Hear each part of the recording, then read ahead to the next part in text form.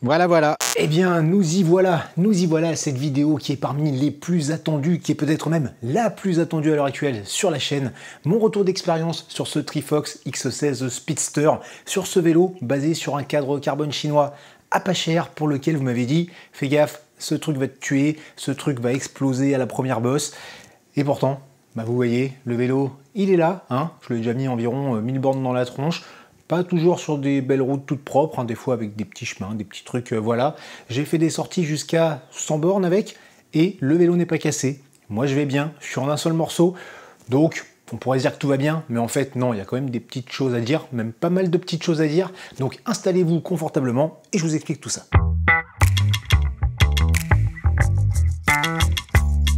Revenons tout d'abord un petit peu sur le montage de ce vélo avec, pour commencer, ce petit problème dont je vous avais parlé dans la vidéo de présentation du cadre et des composants. Je ne sais pas si vous entendez bien, mais il y a un petit truc qui se balade dans la jante. Nous avions donc un petit truc qui se baladait dans la roue avant et en secouant la roue, j'ai réussi à le ramener proche d'un trou, d'une tête de rayon, donc j'ai pu voir qu'il y avait en effet quelque chose. Et pour le sortir, en fait, j'ai dû prendre mon aspirateur pour le rapprocher encore un petit peu du trou, avant de pouvoir l'extraire à la pince à épiler. Et en fait, ce petit truc, je vous l'aurais bien montré, je l'avais laissé traîner sur mon bureau, mais ça fait tellement longtemps que je dois faire cette vidéo, que depuis, je l'ai perdu. Et il s'agissait en fait d'un tout petit morceau de plastique, alors pas souple ni rigide, enfin plutôt rigide, mais un petit peu souple quand même, type un truc d'emballage ou je ne sais pas, enfin voilà, un petit résidu qui restait sans doute après la fabrication. Alors 2 petites secondes, je refais un peu le cadrage là parce que je vois qu'on peut récupérer un peu de place de ce côté-là, voilà, comme ça vous allez voir le vélo jusqu'au bout de sa roue arrière. Bref, autre problème du genre plus gênant, c'était ici pour la tige de selle. Rappelez-vous, je ne pouvais pas l'enfoncer au maximum, je ne pouvais pas la descendre beaucoup à cause d'une petite excroissance de carbone à l'intérieur de ce tube. Donc je me suis résolu à aller acheter un jeu de lime, et là ça a été très vite, donc maintenant il n'y a plus de soucis, ça rentre parfaitement. Mais à ce niveau-là, l'excuse de la marque, c'est que le cadre a été fait par un nouvel employé qui a été mal formé et qui a mal fait son boulot. Ouais, moi j'ai envie de dire, c'est juste une excuse de merde, parce que du coup, où est le contrôle qualité? Et quand on nous dit ça, où est vraiment la confiance qu'on peut avoir dans le produit? Continuons avec la fourche sur laquelle, en bas, là sur l'avant, il y avait une sorte de petit trou, de petite cloque. Vous êtes très nombreux à m'avoir dit, surtout ne roule pas avec ça, ça va exploser tout de suite, ça va casser, tu vas mourir. Oui, je vous l'ai déjà dit tout à l'heure, mais vous avez tellement insisté là-dessus que voilà. Moi, je vous le redis, honnêtement, j'avais le truc en main, ça ne m'inquiétait pas spécialement. D'autres personnes m'ont confirmé que ça ne craignait rien. Donc voilà, je l'ai monté, j'ai roulé avec depuis. Comme j'ai dit, j'ai pas toujours été tendre, il n'y a aucun souci. Mais dans le doute, dès le début, j'avais quand même demandé une nouvelle fourche au cas où. Sur celle-ci, il y a encore une sorte de tout petit trou, toute petite cloque, même si c'est un peu moins marqué. Voilà, je ne l'ai pas encore monté, il faudra que je le fasse un jour, mais surtout pour une autre raison, c'est que en fait, quand j'ai coupé le pivot de fourche, je me suis rendu compte d'un truc, c'est que l'épaisseur de carbone du pivot, elle n'était pas constante. Il y a un côté qui est plus fin que l'autre. Et là, je me dis que même si, a priori, ça craint pas grand-chose, c'est pas tout à fait normal. Et tout ça m'amène à me poser une question. C'est que là, je remarque ces défauts sur ce vélo que je monte moi-même. Donc forcément, j'ai les pièces, je les inspecte. Mais quand on achète un vélo tout près dans le commerce, auprès d'une marque, n'importe quoi, on démonte pas le vélo pour voir si la fourche elle est toute nickel, que l'épaisseur du carbone soit bien partout, qu'il n'y ait pas des petits trous, des petits machins. Donc, j'ai envie de dire, chez vous, amusez-vous à démonter vos fourches, vérifiez le truc, je sais pas, peut-être qu'on aura des surprises. On enchaîne avec de toutes petites bricoles qu'il a fallu régler en cours de montage, avec tout d'abord ici l'inversion des liners, parce que de base, de ce côté-là, il faisait passer le dérailleur arrière, et donc de l'autre côté, le dérailleur avant avec le frein arrière, ce qui donnait des croisements de câbles pas très jolis. Et donc pour retrouver ce qu'on a l'habitude de voir, il fallait inverser. Il n'y a rien de très compliqué à faire, ni de très long. À l'arrière, on a donc l'étrier de frein arrière. Donc ce sont des étriers Tektro MD C550, un truc comme ça, j'oublie toujours la référence. Seul truc, c'est que les vis qui étaient fournies avec d'origine étaient trop courtes par rapport à ce cadre. Ça peut vous arriver aussi. Alors bien sûr, je pense que des vis, vous pouvez en trouver en magasin de bricolage. Mais moi, je les ai trouvés dans un magasin d'accastillage. Donc c'est plutôt de la visserie pour bateau. Ils étaient spécialisés en visserie inox. Donc au moins, je suis parti avec des belles vis assez quali et tout. Et ça m'a coûté que dalle. Le mec m'a vendu un sachet de 6 vis parce que c'était pas au détail. 6 vis avec les rondelles. Franchement, c'est impeccable. Je m'en suis servi sur ce vélo et je m'en suis resservi sur le vélo de Laurence. Je vous remets la vidéo dans un coin de l'écran. Un petit truc qui me dérange ici pour le dérailleur avant, c'est la patte pour le dérailleur qui est sertie. Il y a 4 petits rivets et je trouve pas ça terrible. Pourquoi est-ce qu'ils n'ont pas fait un truc qui se visse, comme on voit sur beaucoup de cadres? Parce que bah là, s'il y a un dérivé qui pète ou quoi ou qu'est-ce, qu'on tord la patte pour je ne sais quelle raison, pour la remplacer, c'est tout de suite plus compliqué. Mais bon, globalement, c'est un vélo qui s'est monté plutôt facilement, et c'est après le montage, surtout que j'ai eu des petites choses à régler. Et là, on va commencer par la facile. La facile, c'est au niveau du pédalier. Quand je suis parti sur la première sortie, le pédalier, il s'est desserré. Au bout de quelques kilomètres, il a fallu que je resserre la manivelle. Bon, c'était chiant. Il a fallu vraiment que je serve comme un bourrin pour ne plus que ça bouge. Et en fait, je me suis aperçu qu'il y avait un petit peu de jeu latéral au niveau du pédalier. Et pour le résoudre, il a fallu que j'ajoute une entretoise d'1 millimètre entre le cadre et le boîtier. Et là, le pédalier, on peut le serrer normalement sans forcer comme un bourrin. Et ça fonctionne très bien, il n'y a plus de jeu, problème réglé. Qu'on soit bien d'accord, ce problème avec le pédalier, c'est pas spécifique à ce cadre, ça pourrait arriver sur d'autres, et ça pourrait aussi, je pense, arriver ou pas avec d'autres combinaisons, boîtier de pédalier et pédalier. Le truc un peu plus chiant, c'était à l'arrière. Quand j'ai monté le vélo, si je serrais l'axe de la roue arrière au couple qui est indiqué dessus, c'est-à-dire 6 Nm, la roue se bloquait, ça tournait pas correctement, ça forçait beaucoup au niveau du pédalier et tout ça. Donc je m'étais dit, il y a un petit souci, mais en desserrant un petit peu, ça fonctionne. Donc j'avais desserré un petit peu. Je pars pour la première sortie sur laquelle je fais direct 90 bornes. Parce que quitte à tester, autant y aller directement. Pas de souci. Je pars sur une deuxième sortie, et là je me suis dit, puisque tout le monde dit que le vélo va exploser, je vais tester tout de suite sur des chemins. Oui, c'est un vélo de route, mais je l'ai emmené sur des petits chemins de cailloux, de petits gravillons, machin, sur des routes avec plein de nids de poules, pour lui secouer la gueule et pour voir. Au début ça allait, et puis au bout d'un moment, les vitesses passaient plus très bien. Ça sautait un peu, enfin c'était pas terrible. J'arrivais sur la fin de ma sortie, bon, je me suis dit, c'est peut-être le cap de dérailleur qui est un peu détendu, puisque c'est neuf, donc j'essaie de régler avec la molette, rien à faire. Et en rentrant chez moi, je me rends compte, ici, qu'il manque le contre-écrou de l'axe. Et plus gênant, je me rends compte que l'axe était en train de se barrer. Donc j'aurais juste pu perdre ma roue. Le fait de ne pas l'avoir serré à fond fait qu'il pouvait se dévisser.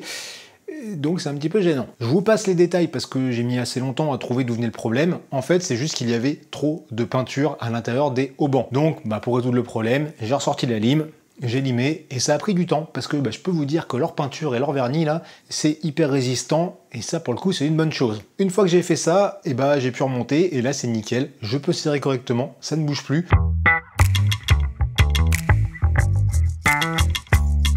Avant de voir ce que ça donne en action, il faut quand même que je réponde à une question qui m'a beaucoup été posée, à savoir quel est le poids de ce vélo. Eh bien, dans sa montre d'origine, donc juste après la vidéo du montage, je l'ai pesé à 8,8 kg avec les pneus Pirelli Cinturato Vélo. Et là, si je vous précise le modèle de pneus, c'est parce que depuis, je les ai changés par d'autres Pirelli, les P0 Road, ce qui a fait tomber le poids à 8,5 kg. Depuis, il y a eu d'autres petits changements, mais je pense que ça n'a pas fait trop changer le poids du vélo. Et dans l'absolu, je m'en fous un peu, c'est pas la course au poids en ce qui me concerne. Mais si vous voulez faire un vélo plus léger, il y a sans doute moyen en changeant les composants.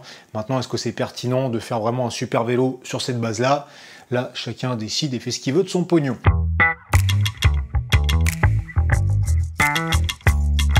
Et nous voici maintenant sur les belles routes du Lot pour la suite de cette vidéo. Et regardez, j'ai bien fait les choses, j'ai enfilé une tenue parfaitement assortie avec le vélo. Et donc là, si j'ai trop la classe dans cette tenue, c'est grâce au sponsor de cette vidéo qui n'est autre que Bicycle Line, dont j'utilise les produits depuis maintenant un bon moment. Bicycle Line qui est une marque de fringues vélo italienne qui existe quand même depuis 1987 et qui propose vraiment des choses sympas, comme cette tenue qui sort de leur nouvelle collection printemps-été 2022, avec en haut le maillot Popolarissima que je trouve extrêmement confortable. La matière, elle est géniale, ça fait comme une seconde peau, c'est très léger à porter pour les jours comme ça, où il y a du soleil, où il fait chaud, franchement c'est parfait. Derrière, il y a 5 poches, donc il y a de quoi mettre pas mal de choses. Et puis en bas, j'ai leur cuissard Commando S2, pareil, très confortable à porter, plutôt pour la longue distance, un tissu un petit peu compressif qui fait aussi seconde peau, un insert élastique interface qui est d'un confort, enfin franchement moi je suis super bien dedans. Donc voilà, j'en suis très content et je vous invite à aller découvrir cette nouvelle collection ainsi que leurs autres produits sur leur site internet, le lien est dans la description, ça n'engage à rien et si jamais vous voyez des petites choses qui vous plaisent parmi leurs nouveautés, vous avez 15% de réduction là sur ces nouveautés grâce au code que je vous affiche juste là et que vous retrouverez également dans la description.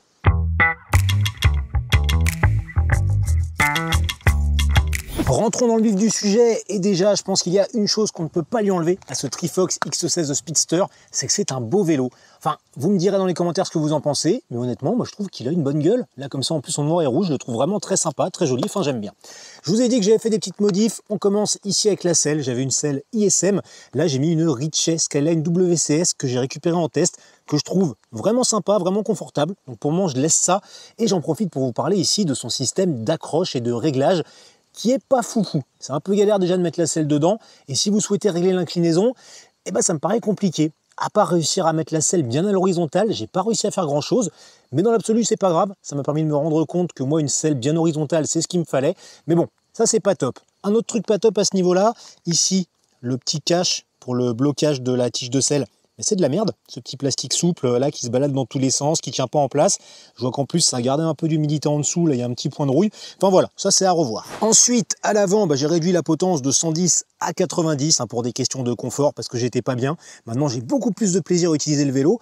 Et sur le capot de la potence, j'ai installé un support de compteur avec sonnette intégrée de la marque Close the Gap. Je vous avais présenté ça dans une vidéo, je vous invite à aller la voir parce que franchement ce truc, moi je trouve que c'est génial. Et ça, si vous me demandez ce que c'est, eh bien c'est mon support de smartphone Peak Design. Je vous en reparlerai très bientôt parce que ça aussi c'est génial. Maintenant, avant de vous dire un petit peu ce que je pense du vélo, du cadre et tout ça, la bonne surprise, c'est le groupe Sensa Empire Pro 11 vitesses. Moi, je trouve que ça fonctionne super bien. Franchement, une fois que c'est bien réglé, le truc est top, c'est fluide, les vitesses passent bien. Enfin, j'ai pas grand chose à dire de plus dessus. C'est peut-être pas la qualité de fabrication d'un beau groupe Shimano ou ce que vous voulez. Les plastiques sont un peu moins sympas. Quand on passe les vitesses, ça fait une sorte de clic assez fort. Voilà, mais ça fonctionne d'enfer une fois que c'est bien réglé. Et franchement, je kiffe bien. En plus, le système, au final, un appui pour descendre, un appui plus long pour monter. Non, c'est top. Le seul truc, c'est le dérailleur avant qui est un peu chiant à régler parce qu'il est assez raide. Donc en fait, l'astuce, si vous voulez régler la butée haute, donc pour le grand plateau, c'est de passer le dérailleur sur le petit plateau. Comme ça, là, vous pouvez tourner les vis et ensuite vous le remontez pour vérifier. Et inversement, du coup, pour le petit plateau. Mais franchement, ce truc-là, pour 250 balles, c'est terrible. Et je vous le dis très honnêtement, si demain, je dois racheter un groupe mécanique pour monter sur un vélo, je pense qu'à l'heure actuelle, je partirai sur ce Sensa Empire Pro parce que vraiment, pour le prix que ça coûte, mais ça marche super bien. Bon, une fois qu'on l'a bien réglé, bien sûr, mais bon, ça c'est comme tout. Après, il faut voir la durée de vie. Le mien n'a que 1000 km, mais j'ai lu des avis de personnes qui les ont emmenés bien plus loin que ça, surtout sur les dernières versions qui ont été revues et corrigées, où ils ont mis une pièce en métal à la place d'une pièce en plastique qui avant pouvait casser. Donc non, franchement, j'en suis très content. Et après, si vous voulez un truc encore un peu plus léger, un peu plus joli, il y a une version avec des leviers carbone qui fait 40 grammes de moins, mais je crois que c'est 50 balles de plus ou 70 balles de plus, je sais pas. Donc moi perso j'ai fait l'impasse, mais voilà, ça existe. Voilà. Bon, je savais bien que ça allait arriver, que le vélo se casse la gueule, parce que là il y a quand même un petit peu de vent. Et vous voyez, je fais juste tenir comme ça sur un tas de cailloux au niveau de la pédale. Bon, apparemment le vélo a pas grand chose. Juste ici quand même, il a pris les petits pets dans la peinture, un petit peu sur l'axe. Enfin bon, c'est pas très grave, il aura au moins vécu une chute dans sa vie. Et là, je voulais vous montrer un truc, une moins bonne surprise. C'est ici au niveau du porte-bidon Triban. J'avais dit que je vous en reparlerai. Et donc ce porte-bidon avec petit multitool intégré, petite boîte avec de la colle et des rustines. Et en fait, c'est pas terrible parce qu'ici, il y a un démonte-pneu. Vous voyez, j'ai été obligé de mettre un morceau de gaffeur, de scotch, pour le maintenir, enfin même 2 morceaux. Parce que sans ça, quelquefois, quand vous retirez votre bidon, le truc se décale. Et donc pour le remettre, vous pouvez pas parce que ça bloque. Et donc c'est un petit peu dangereux quand vous êtes en train de rouler. Que voilà. Bon, bref.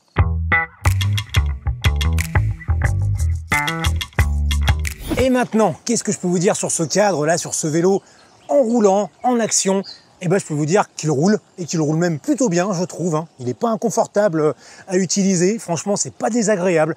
J'ai fait des sorties, comme je l'ai dit, de 80, 100 bornes avec. Je suis rentré, j'étais pas cassé. Le truc, il roule pas mal. Peut-être parfois un peu difficile de le lancer ou de le relancer, mais ça c'est peut-être dû aussi aux roues, qui sont aussi les roues de chez Trifox, donc des roues en 52 haut, et qui sont pas forcément hyper légères, c'est des roues carbone qui font 1,7 kg ou 1,8 kg je crois. Donc voilà, peut-être qu'elles sont un petit peu dures à lancer, mais autrement le vélo à rouler, moi je trouve que c'est pas mal. Et je suis désolé, je vais pas pouvoir être très précis, pas pouvoir dire beaucoup de choses dessus, parce que voilà, moi j'ai peut-être pas le même niveau d'exigence que certains d'entre vous. J'ai pas autant l'habitude de tester des cadres comme ça en route. Moi j'ai une pratique plutôt loisir, plutôt plaisir, je dirais. Je suis pas coureur cycliste. Et donc, ouais, ce cadre, pour moi, ça fonctionne pas mal. Et franchement, là, ce cadre à 500 balles, je suis plutôt bien dessus pour rouler. Maintenant, je serais curieux de voir ce que donne un cadre 2, 3, 4, 5 fois plus cher. Enfin voilà, bah ça roule. Hein. Ce cadre, il me permet de grimper, il me permet de descendre, il me permet d'envoyer sur du plat si j'ai envie, enfin de me faire plaisir à mon petit niveau. Donc sans doute qu'il existe mieux. Peut-être qu'un jour j'aurai l'occasion d'essayer. En attendant, qu'est-ce que vous voulez que je vous dise?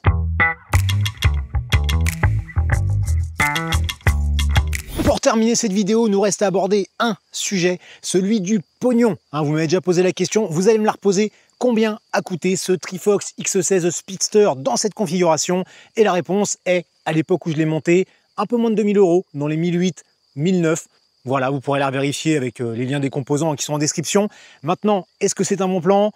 Je ne suis pas convaincu, hein, parce que je pense qu'à ce prix-là, ou pour à peine plus cher, on peut trouver un vélo neuf qui soit en alu ou en carbone, du coup avec toutes les garanties qui vont bien, sans les emmerdes de faux poncés et compagnie. On peut même se trouver aussi un vélo d'occasion avec des garanties, par exemple sur le site Tuvalum dont je vous ai déjà parlé. Donc bon, je ne suis pas convaincu que ça soit top. Hein.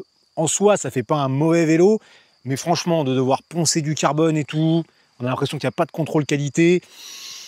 Je suis pas convaincu. Hein. Maintenant, vous faites ce que vous voulez de votre pognon. Hein. Si vous avez envie de vous acheter ça pour vous faire un vélo en carbone pas très cher, parce que je sais pas, vous avez déjà les composants, ou vraiment dessus vous mettez des trucs cheap, ou parce que c'est pour aller sur Home Trainer, c'est votre pognon, c'est vous qui vous faites chier à limer, vous faites ce que vous voulez. Après, je dis ça, peut-être que depuis, ils se sont un petit peu améliorés, mais pour moi, c'est pas la meilleure chose à faire avec votre argent. Et voilà pour ce cadre Trifox X16 Speedster. Je vous mets à droite et à gauche des petites vidéos sur d'autres cadres de marques chinoises qui semblent quand même plus sérieuses et qualitatives. J'espère que la vidéo vous a plu. Si c'est le cas, je vous invite à la liker, à la partager si vous le souhaitez, à la commenter si vous avez des questions ou des remarques, à vous abonner à la chaîne et je vous dis à très bientôt.